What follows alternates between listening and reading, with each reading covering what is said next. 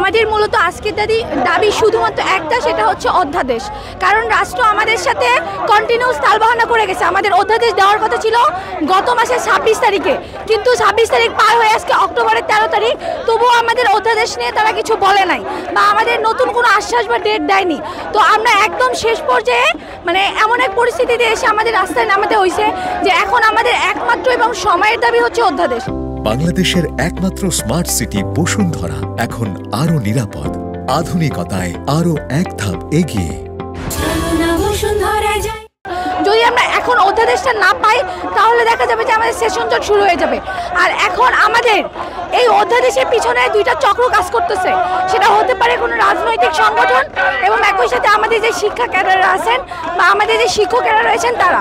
তো আমরা চাচ্ছি তাদের যে ষড়যন্ত্র বা কালো হাত বা তাদের যে ষড়যন্ত্রগুলো রুখে দিয়ে আমরা এই প্রস্তাবিত কেন্দ্রীয় বিশ্ববিদ্যালয়কে অধ্যাদেশের একটা লিখিত ফর্ম চাচ্ছি। আমাদের আজকের দাবি এই অধ্যাদেশের লিখিত অধ্যাদেশ। ইতিমধ্যে আমাদের খসড়া হয়ে গেছে, কিন্তু এই খসড়া নিয়ে অনেক ধরনের বিক্ষোভ হচ্ছে। আমরা চাচ্ছি সমস্ত বিক্ষোভ শেষ করে এই খসড়ার একটা লিখিতভাবে অফিসিয়াল অধ্যাদেশ এটা